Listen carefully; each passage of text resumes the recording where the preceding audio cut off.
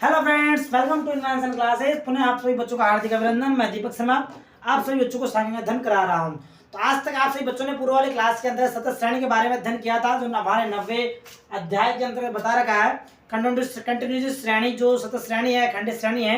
सतत श्रेणी के अंतर्गत समांतर माध्य किस प्रकार से ज्ञात किया जाएगा, उस बारे में मैंने आपको नियम पहचान पूर्व वाली क्लास में बताई दी थी। सतत श्रेणी आप किस प्रकार से पहचानोगे कि यह सतत श्रेणी है या खंडित श्रेणी है या व्यक्तिगत श्रेणी। तो पहचान में नियम बता दिए थे, इसकी रीतियां शायद बता दी थी। जहां तक आइडिया हो, 4 प्रकार की रीतियों के बारे में अध्ययन किया था। पूर्व वाली क्लास में मैंने आप सभी विद्यार्थियों को एक बात बताई थी। क्या बात बताई थी? कि इसमें वर्गांतरों कुछ रूप बताए, श्रेणी बताई गई है। 2 प्रकार की श्रेणी जो पूर्व वाली क्लास में, यानी जो प्रारंभ में, जब हमारा लगभग 7वां चैप्टर चल रहा होगा, उसमें मैंने बताया था आप सभी विद्यार्थियों को। इसमें 2 प्रकार के जो रूप बताए गए हैं, उन दोनों रूपों के माध्यम से पहचान कर आपको श्रेणी को शुरू में परिवर्तित करना पड़ता है। तो उसके बारे में अध्ययन करेंगे। तो सबसे पहले आप सभी विद्यार्थी हेडिंग डाल लेना। आज की हेडिंग जो हमारे समांतर माध्य 90 अध्याय के अंतर्गत चल रहा है, समांतर माध्य, जिसका संकेतांक मैंने आपको बताया भी था। संकेतांक हमारा इसका x बार है, उसके बारे में अध्ययन किया जाएगा।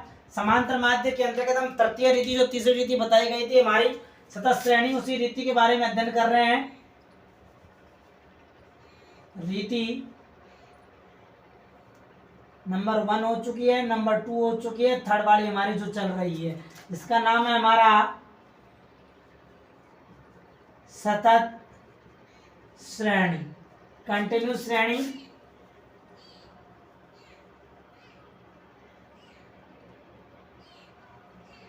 कंटिन्यूस सीरीज,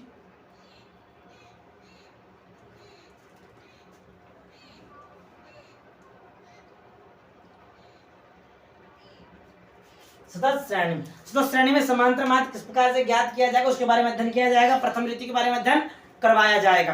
अध्ययन करने से पहले आपसे विद्यार्थी तो हमारे चैनल को ज्यादा विद्यार्थी शेयर कीजिए, सब्सक्राइब कीजिएगा और बेल आइकन बटन का अवश्य दबाइएगा। यानी कोई जानकारी प्राप्त करनी हो तो आप कमेंट की सहायता अवश्य लीजिएगा। ठीक है बच्चों, हमारे बिंदु पर चलते हैं। आज तो बिंदु चलेगा समांतर माध्य के अंदर सतत श्रेणी की गणना। थोड़ा मैं स्पीड से बोल रहा हूँ तो समान पीछे वाली बात इसलिए, ठीक है। हमारा बिंदु चलेगा, पुनः थोड़ी स्पीड धीरे कर दी जाएगी आप सभी विद्यार्थियों के अनुसार। सतत श्रेणी के अंतर्गत समांतर माध्य की जो कैलकुलेशन की जाएगी, जो गणना की जाएगी, उसके बारे में एक बिंदु बताया गया। क्या है?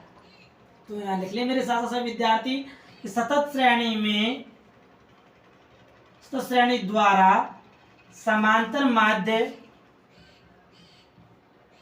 समांतर माध्य ज्ञात करने से पूर्व दिए गए वर्गों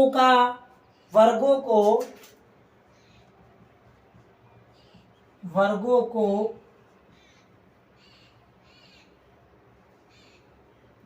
निम्न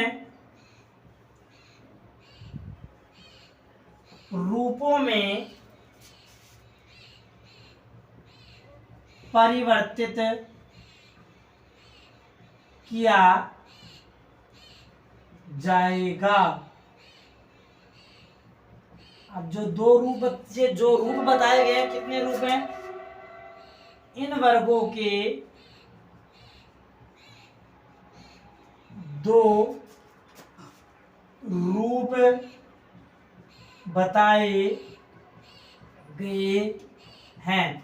प्रथम रूप बताया गया हमारा समावेशी, याद आ गया सभी विद्यार्थियों को। और दूसरा जो रूप बताया गया वह हमारा अपवर्जी।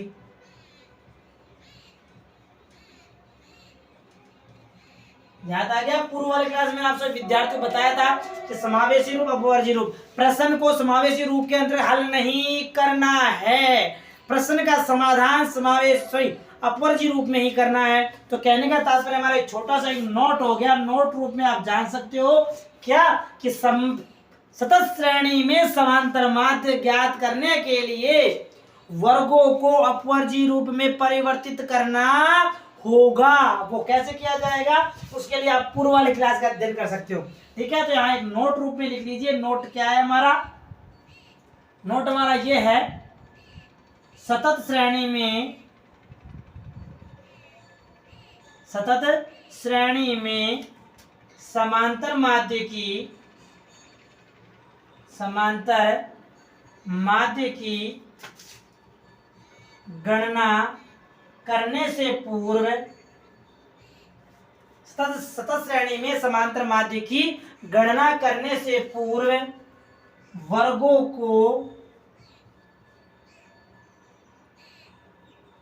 अपवर्जी रूप में, डायरेक्ट लिख रहा हूं मैं, वर्गों को अपवर्जी रूप में परिवर्तित किया जाएगा, परिवर्तित किया जाएगा। बात समझ में आ गई। यदि श्रेणी में समावेशी रूप दिया हुआ है तो समावेशी रूप को अपवर्जी रूप में परिवर्तित किया जाएगा। अपवर्जी रूप समावेशी श्रेणी से अपवर्जी रूप में किस प्रकार से परिवर्तित किया जाता है, ये मैंने आपको पूर्व से यानी कहने तो 7वें चैप्टर के बारे में जब आप विद्यार्थियों को अध्ययन करवाया था उस समय मैंने आपको बताया था कि किस प्रकार से समावेशी श्रेणी से अपवर्जी श्रेणी में परिवर्तित किया जाएगा। अब बार बार बताऊंगा तो क्लास का रिपीटेशन होगा, तो आपको समझने से पहले आपको पूर्व वाली क्लास का अध्ययन करना आवश्यक है। आज मैं आगे तुरंत आगे चल रहा हूं कि समांतर जो सतत श्रेणी है, कंटिन्यूअस श्रेणी के अंतर्गत किस प्रकार से समांतर माध्य गणना की जाएगी।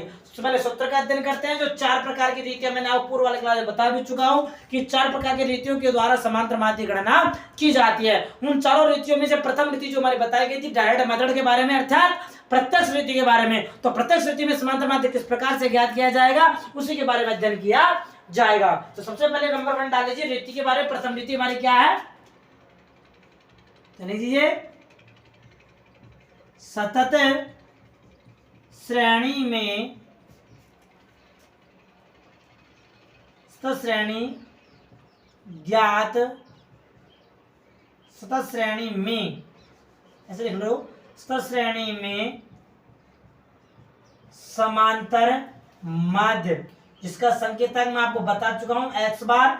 सतत श्रेणी में समांतर माध्य ज्ञात करने की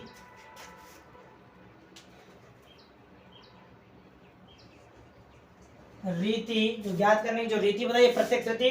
सतत श्रेणी में समांतर माध्य, ऐसे लिख लो इसको, सतत श्रेणी में समांतर माध्य प्रत्यक्ष रीति अर्थात डायरेक्ट मेथड,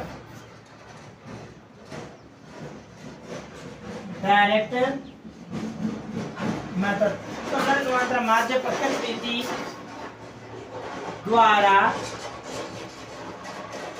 निम्न प्रकार से ज्ञात किया जाएगा। अब वो सूत्र क्या है, उसी सूत्र के बारे में बता देता हूं कि इसके सूत्र के द्वारा आपको समांतर माध्य गणना करनी है। सूत्र क्या है, लिख लीजिए। सूत्रानुसार, थोड़ी सी क्या ये विंडो इधर से खुली हुई है तो सूर्य का प्रकाश आता रहता है, कोई दिक्कत आ रही है उस प्रकार से कोई प्रॉब्लम हो तो बोल देना। हमारा उद्देश्य पढ़ना और समझना। आपकी कोई पढ़ाई यदि बाधित हो रही है उस प्रकार के माध्यम से आप कमेंट की सहायता से अवश्य बता दीजिएगा। ठीक है बच्चों, पुनः चलते हैं सूत्रानुसार।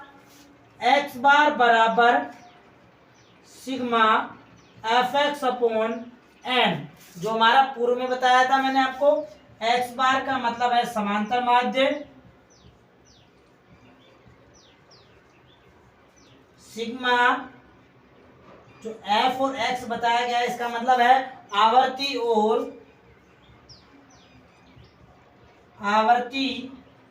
और मूल्यों के गुणन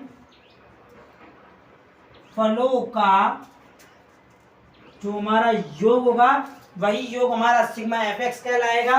n हमारा क्या होगा बच्चों, n हमारा होगा आवर्तियों की संख्या, आवर्तियों की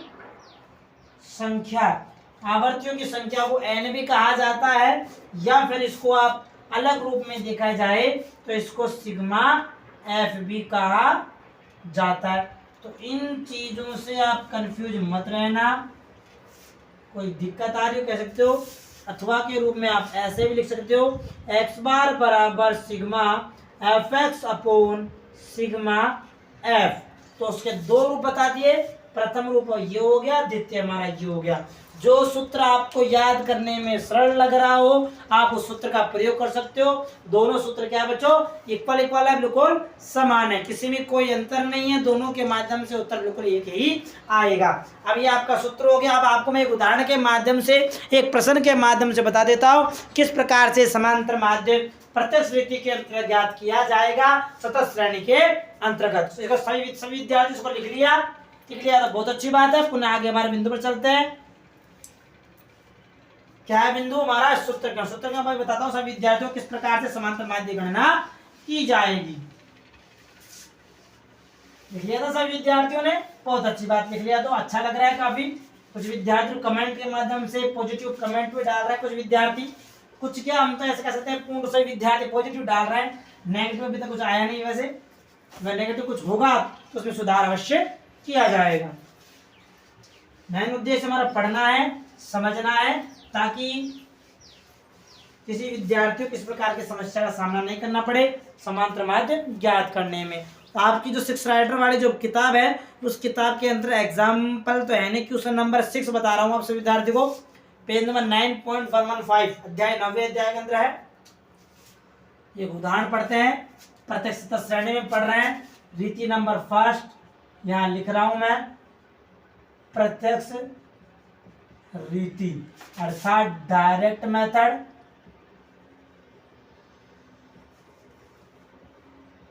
मिनी में कोई गलती हो सुधार लेना बच्चों, ठीक है, वैसे जहां तक होगी नहीं फिर भी हो गई हो तो सुधार लेना। डायरेक्ट मेथड यहां लिख लेना है, उदाहरण, उदाहरण तो है ही नहीं, प्रश्न बताया गया, प्रश्न नंबर जो 6 हमारे अनुसार तो प्रथम चलेगा। आपकी 6 राइटर वाली बुक है उसमें प्रश्न नंबर 6 बताया गया है। 6 प्रश्न क्या है वो लिख लीजिए, निम्न के समंकों से समांतर माध्य का मूल्य ज्ञात कीजिए। थोड़ा सा मैं चेंज कर रहा हूं हल्का सा, निम्नलिखित समंकों से प्रत्यक्ष रीति द्वारा, प्रत्यक्ष रीति द्वारा समांतर माध्य, समांतर माध्य ज्ञात करो। ये हमारा प्रश्न दिया हुआ है, थोड़ा सा मैंने इसमें एक शब्द जोड़ा है, प्रत्यक्ष रीति, बाकी डिट्टो सेम टू सेम है। हमारे पास दिया age in year, age in year, age हमारे पास दी हुई है, एज के साथ साथ हमारे पास क्या दिया हुआ है वो लिख लीजिए, number of person, number of person,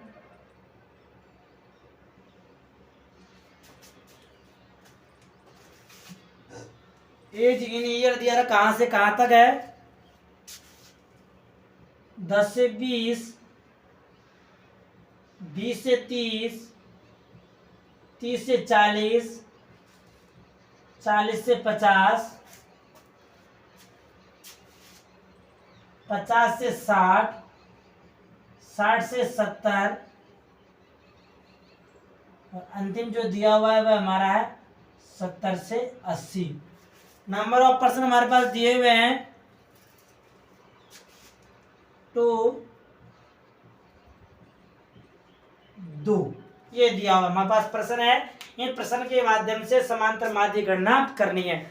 ध्यान से कान, दिमाग, आंख, कान, नाक सब खोलकर समझ लेना कि किस प्रकार से प्रत्यक्ष रीति के द्वारा समांतर माध्य ज्ञात किया जा रहा है। ठीक है बच्चों, ताकि कोई समस्या नहीं है, आपको समाधान कर लेते हैं यहाँ पे। हल करने से पहले आप सभी विद्यार्थियों को बता देता हूं कि प्रत्यक्ष रीति में जो समांतर माध्य ज्ञात किया जाएगा, सूत्र मैं यहां लिख देता हूं एक बार, एक्स बार बराबर sigma F x upon N, ये हमारा सूत्र रहेगा प्रत्यक्ष रीति में। ठीक है, अब देख लेते हैं। सबसे पहले एज इन ईयर लिख लीजिए, एज इन ईयर, और आप पीछे से लिख देता हूं कि वह आएगा नहीं हल, दिख रहा है ना यहां तक, एज इन ईयर,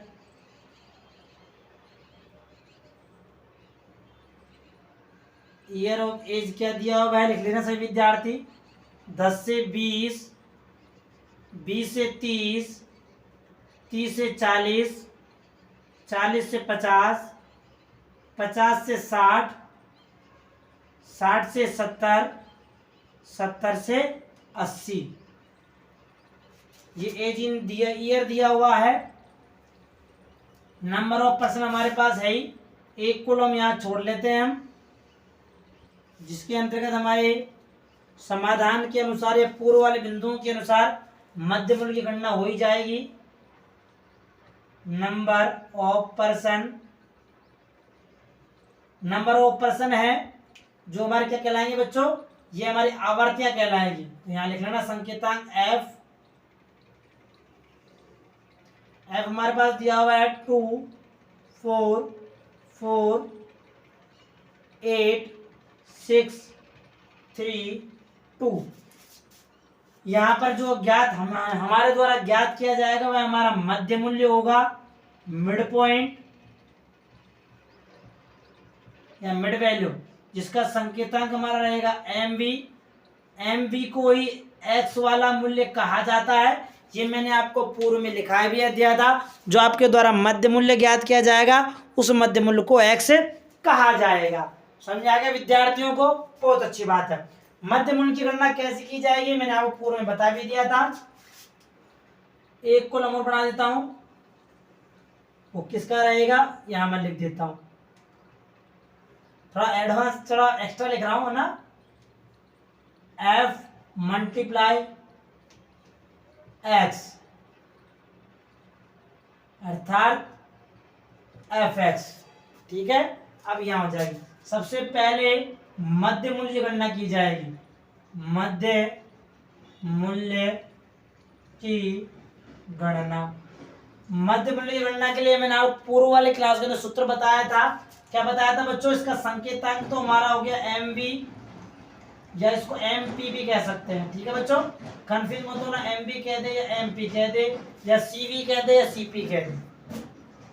तो मैंने बताया था आपको L2 प्लस L1 अपॉन 2, या इसको इस रूप में भी ले सकते हैं, अर्थात इसको आप ऐसे कह सकते हो L1 प्लस L2 अपॉन 2। दोनों का मतलब एक ही है, आप आगे पीछे किसी भी रूप में लिख सकते हो, गलती बिल्कुल भी नहीं होगी। L1 का मतलब क्या है ये आपको मैं पूरा बता चुका हूँ, फिर भी मैं यहाँ लिख देता हूँ। L1 का मतलब होती है निम्नतम सीमा, निम्नतम सीमा, और L2 का मतलब होती है बच्चों उच्चतम सीमा। ये प्रथम बार बता रहा हूं ताकि सभी विद्यार्थियों को ध्यान रहे, किसी प्रकार की गलती नहीं होने की संभावना। तो मध्य मूल्य प्रथम वाले वर्ग का first, second, third, fourth, fifth, six, कितने हैं? 1 2 3 4 5 6 7, ये लो 7 ग्रुप, 7 ग्रुपों की यहाँ हो जाएगी गणना, फर्स्ट और सेकंड। देखते रहना सभी विद्यार्थी अच्छी तरह से। प्रथम वाले ग्रुप सूत्र मैंने ऊपर लिख दिया है। L1, L1 कितनी है बच्चों? 10 प्लस L2 कितनी है? 20। बहुत अच्छी बात, सुनकर काफी अच्छा लग रहा है। अपॉन 2, 10 प्लस 20 कितने हैं बच्चों? 30 अपॉन 2 बराबर कितना आया? 15। 15 से क्या हो गई? MB। समझ में आया? उसी प्रकार यहाँ चलती रहे सेकंड वाले वर्ग के अनुसार 20 प्लस 30 अपॉन 2 बराबर 50 अपॉन 2 बराबर 25। समझ में आ गया? इसी प्रकार से आगे तृतीय, चतुर्थ और पंचम वाले ग्रुप की मध्य मूल्य। तृतीय बताता हूं एक और देख लीजिए, 30 प्लस 40 अपॉन 2 बराबर 70 भाग 2 बराबर 35। इसी प्रकार से आगे वाले वर्गों की MB ज्ञात की जाएगी। समझ में आ गया? अब यहाँ कैसे ज्ञात करना है मैं बता देता हूँ। एक छोटा सा तरीका वो समझा देता हूँ आपको। क्या एमपी निकालने के लिए पहले इनका मध्य का अंतर ज्ञात कर लो। देखो 10-10 का अंतर आ रहा है, अंतर का आधा करो। अंतर का आधा कितना होता है? 5। और 5 को सभी L1 के अंदर जोड़ते हुए चलो तो आप ये ज्ञात हो जाएगी। दूसरा तरीका ये भी है मध्य मूल्य ज्ञात करने का, एक नोट के रूप में अंतिम बिंदु में यहाँ लिखा देता हूं मैं। लिखना से विद्यार्थी, नोट क्या है? मध्य मूल्य। चलो मैं थोड़ा यहां लिखता हूं नोट को। नोट मध्य मूल्य ज्ञात करने के लिए वर्ग का अंतर अर्थात I ज्ञात करे, वह अंतर का आधा। अंतर का आधा का मतलब है I/2 ज्ञात करके उस आधे भाग को L1 अर्थात निम्नतम सीमा में जोड़कर भी सभी वर्गों का मध्य मूल्य ज्ञात कर सकते हैं, लेकिन सभी वर्गों का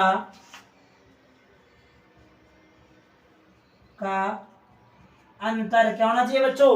समान होना चाहिए। अंतर समान हो, यानी सभी वर्गों का यदि अंतर समान है तो इस प्रकार के मेथड के द्वारा आप उसके मध्य मूल्य की गणना कर सकते हो। दिखाई दे रहा है सभी विद्यार्थियों को? चलिए, बहुत अच्छी बात, दिखाई दे रहा है। तो इस प्रकार से नोट भी लिख लेना, इस प्रकार से भी ज्ञात कर सकते। देखो अंतर कितना है? 10 और 20 के अंतर में 10 का अंतर है। 10 का आधा करेंगे 5, और 5 वाले गुण को सभी L1 में जोड़ते हुए चलो। 10 और 5 15, 20 और 5 25, 30 और 5 35, 40 और 5 45, 50 और 5 55, 60 और 5 65, और 70 और 5 75। इस प्रकार से भी आप मध्य मूल्य की गणना कर सकते हो। 2 तरीके मैंने आपको बता दिए, ये तरीका मैंने पहले भी बताया था, अब फिर पुनः रिपीट कर रहा हूँ। ठीक है, इस प्रकार से आप ज्ञात कर सकते हो। ये मध्य मूल्य आ गया। अब सिंपल सा तरीका है, एफ हमारे पास है ही दी हुई, एक्स हमने मूल्य निकाल लिया जो हमारा मध्य मूल्य है। एक्स को एफ से यानी मूल्य को आवर्ती से गुणा करेंगे तो एफ एक्स मिल जाएगा। करते रहना, कैलकुलेटर सब होने पाएगा। 15 दूना 30, 25 चौका 100, 35 चौक 4 पंजे 20, हासिल 2 140, 8 पंजे 40, हासिल 4 8 चौक 36, 360, 6 पंजाना 30, हासिल 3 30 3 33, 330,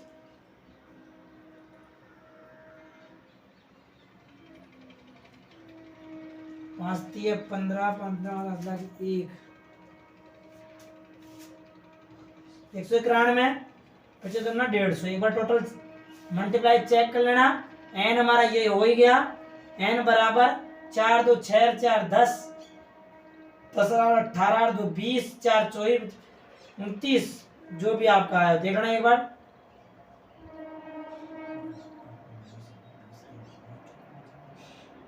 उनतीस आगे टोटल इसका हो गया। इसका टोटल कर लीजिए, सिग्मा एफ एक्स बराबर 1 नहीं आएगा यहाँ पे, 5 3 15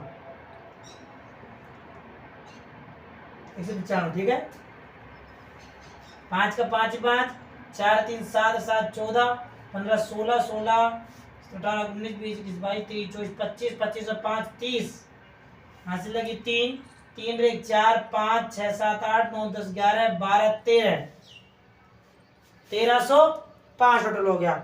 इसी चीज की आवश्यकता है, बस अब यहाँ लिख लीजिए एक्स बार बराबर sigma F x upon N. ये लिखने से पहले यहाँ लिख लीजिए कौन सा मूल्य आपके पास दिया हुआ है। यहाँ लिख लीजिए एक्स बार बराबर ज्ञात करना है सिग्मा एफ एक्स हमारे निकाल लिया हमने 1305, एन हमारे पास दिया हुआ है 29 29 जेल। ये चार चीजें मैंने लिख ली। अब सूत्र में प्रयोग दो, एक्स बार बराबर एफ एक्स कितना आया 1305 डिवाइड बाई 29, एक्स बार बराबर, अब 1305 में 29 का भाग दीजिए, आपको पता लग जाएगा कितना आंसर आएगा। एक मिनट, ये हो गया। चलिए अब भाग दे लीजिए, 1305 में 29 का भाग दो, कितना आएगा 4 बढ़ जाएगा, 7 1 16, 29 चौको 29 1 16, 116 में 4 बार गया, कितना बच गया 1 4 5 145, 29 पंजे 145, तो 5 बार गया, आंसर हो गया ना। हाँ तो एक्स बार बराबर 45, तो समांतर माध्य हमारा क्या हो गया बच्चों, रिमाइंडर कुछ बच नहीं रहा हमारा, एक्स बार कितना आ गया 45। इस प्रकार से समांतर माध्य की गणना की जाएगी प्रत्यक्ष रीति के द्वारा।